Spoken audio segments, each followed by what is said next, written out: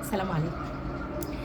الخطأ عيب والغلط فشل، واللي بيغلط بنقول عليه فاشل، مش يمكن ناجح ولسه بيتعلم. أهلا بيكم، أنا مومة. دي مجموعة فيديوهات جديدة لتصحيح المفاهيم الخاطئة. تعالوا نشوف مفهوم النهاردة إيه. مفهوم النهاردة بيقول لي الخطأ مش فعل يحاسب عليه المخطئ. امتى يتحاسب عليه؟ إذا تكرر الخطأ، نفس الخطأ اتكرر كده يتحاسب المخطئ. يبقى الخطأ مش فعل يحاسب عليه المخطئ، بالعكس الخطأ خطوة على طريق النجاح نتعلم منها. تمام؟ تعالوا نشوف. ما تنسوش الرسول علمنا قاعدة مهمة جدا. قال لنا ايه الرسول صلى الله عليه وسلم؟ قال رسول الله صلى الله عليه وسلم: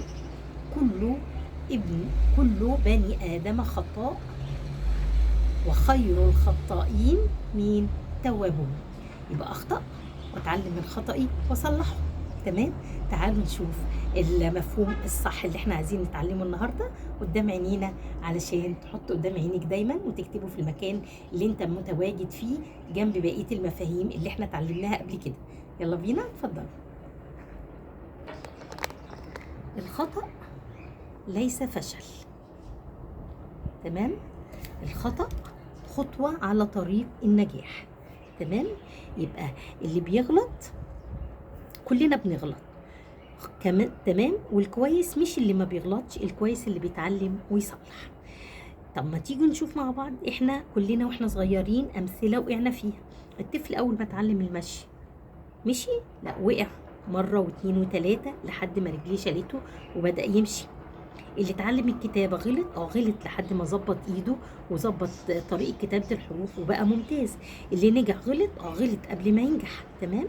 يبقى القيمه المستفاده ان الخطأ ليس فشل، بل درس نتعلم منه.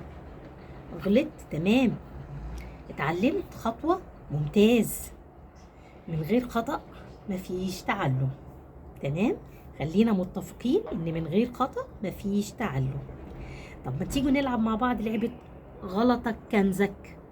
ها، تعالوا انا هسألك سؤال وهديك اختيارات، وزي ما قلت لك قبل كده السؤال اللي فيه اختيار من متعدد لازم اقرا الاختيارات كويس علشان اقدر افاضل بينهم.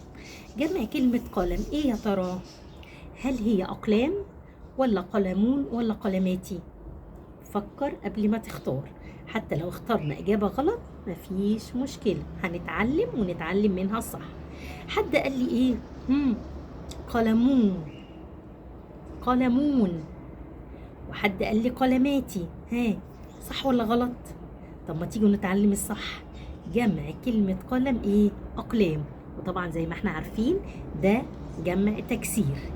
يبقى احنا اتعلمنا من الغلط ده ان جمع الصح.